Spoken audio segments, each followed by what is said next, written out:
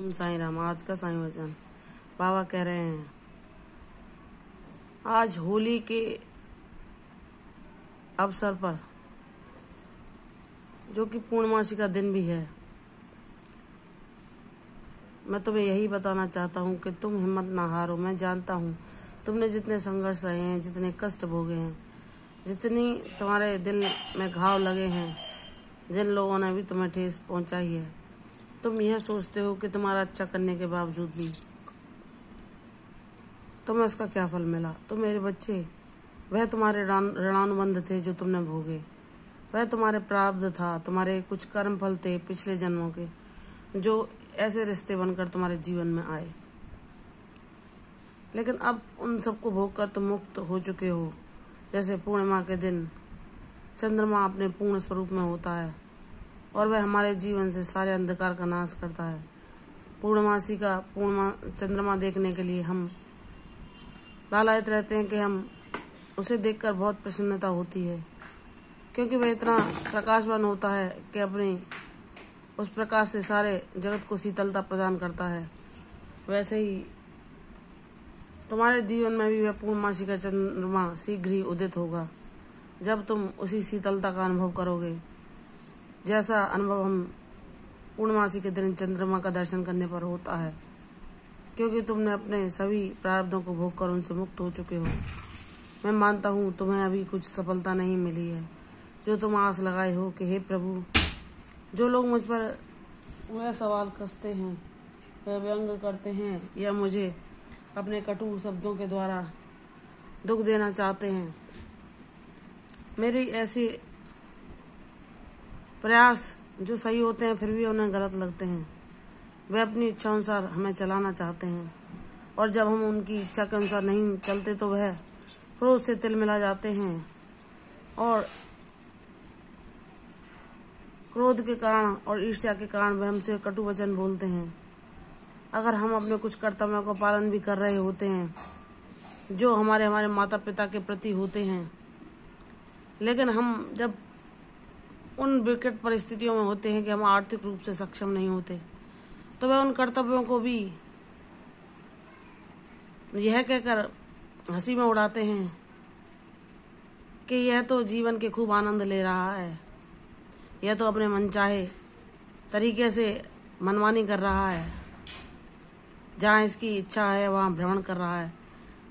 लेकिन वह यह नहीं जानते कि हमारा माता पिता के जो प्रति कर्तव्य हैं उन्हें हम कर रहे हैं, लेकिन आर्थिक संबंधता न होने का हमें उन लोगों के कटु शब्दों को सुनना पड़ता है, जो ना चाहते हुए हमारी सहायता कर रहे हैं, क्योंकि वह हमारे संबंधी हैं।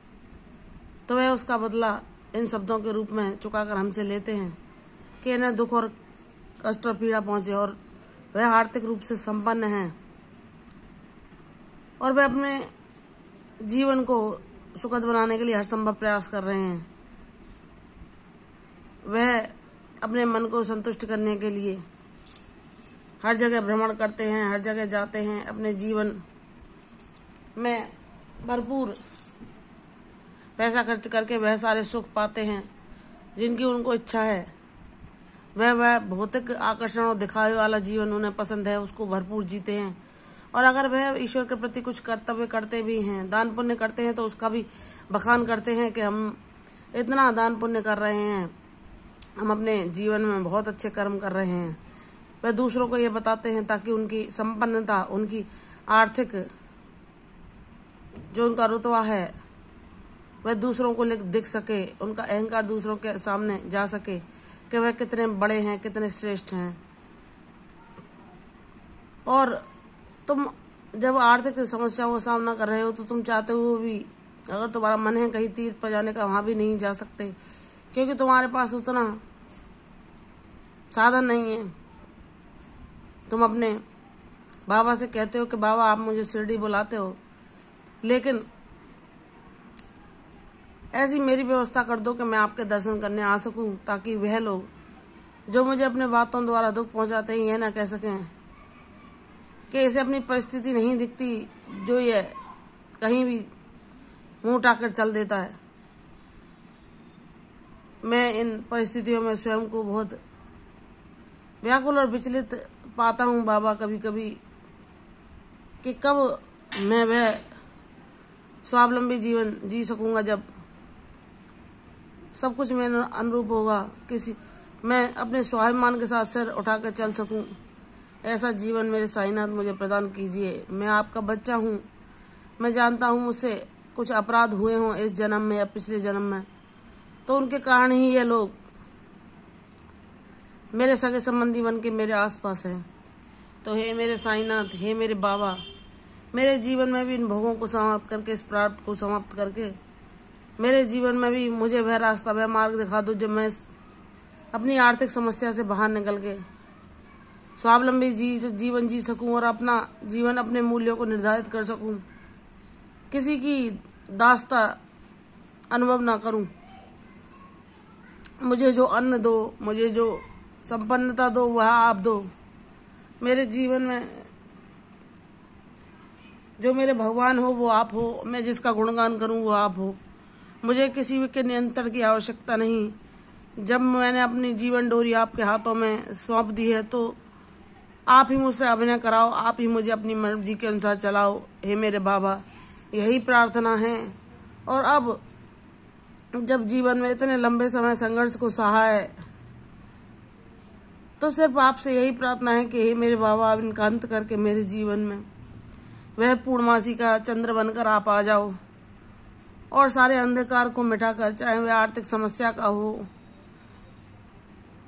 कलेश कलह का हो या मानसिक शारीरिक रोगों का या मेरे जीवन की परेशानियों का, उनका अंत करके आपके चंद्र रूपी मुख को देखकर मुझे वही शीतलता मिले जो मेरे कष्टों का अंत कर दे।